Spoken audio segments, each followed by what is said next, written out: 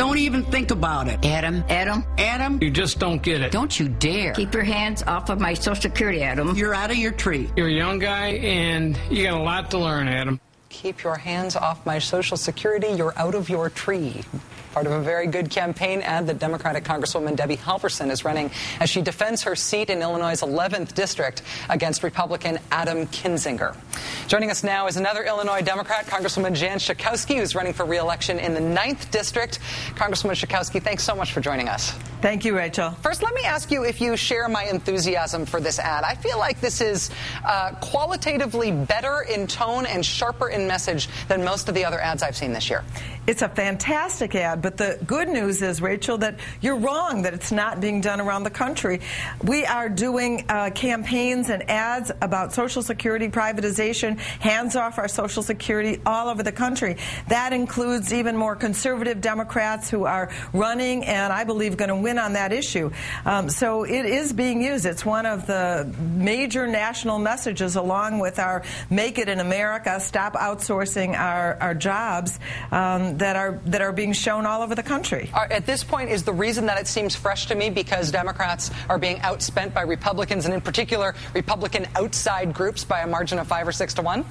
That could be, but you know, we're heading into a time Democrats have been conserving their money because clearly we have less, so I think that gap is going to diminish as we get closer to the campaign. This is the moment that Democrats have been saving their money for, so you're going to see that we have a much greater presence as compared to the Republicans and these outsiders than we've had before. Let me ask you about the issue of reproductive rights. Sure.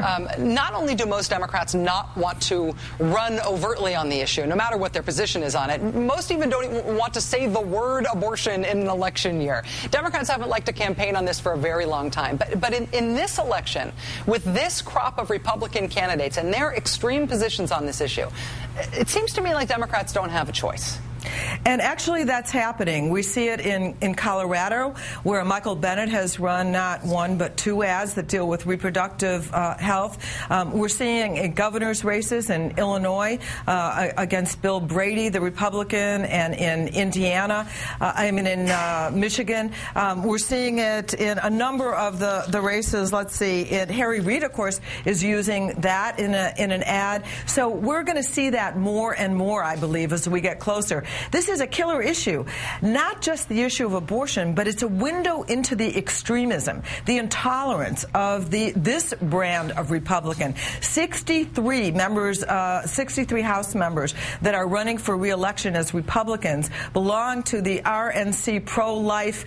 Under any circumstance, rape or incest, they do not support abortions. You're going to see ads like explaining that around the country, that, you know, it's that kind of Republican that we don't want, that is so extreme on so many issues, particularly abortion. This is going to appeal to suburban women. 82% of Americans in a poll said that in cases of rape and incest, they believe that abortion should be legal. And so I definitely think that as we get closer to the election, that you're going to see this raised, particularly in urban areas.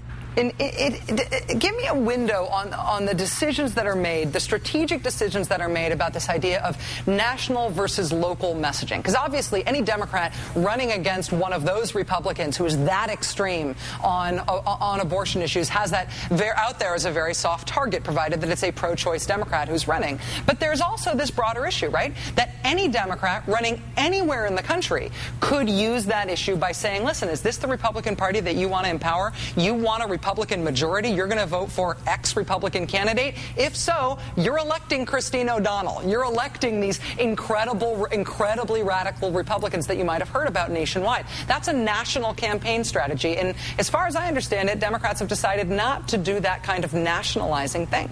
Well, certainly on Social Security, that you're not right about that. That you're going to see all over. And again, I think you will see increasingly. You know what Emily's List found in a poll that 61% of rather uninterested women became very interested in voting against some candidate that would take away their right to make their own choice about reproductive health. And so I do think that you're going to see it more. But you know, people are going to look at their own district. In some places in more rural areas and different kinds of communities around the country, that's not a message that's going to sell. So candidates are picking and choosing.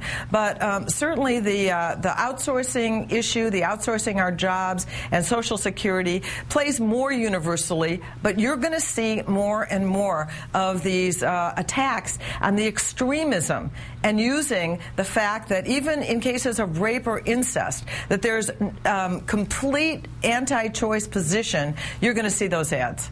Congresswoman Jan Schakowsky, Democrat of Illinois, trying to turn my frown upside down about Democratic wussiness on this and doing actually the most vigorous job that anybody has done at defending Democratic strategy so far for these elections this year. Thanks for being on the show to do that. Thank it's you, nice Rachel. To see you. Thanks.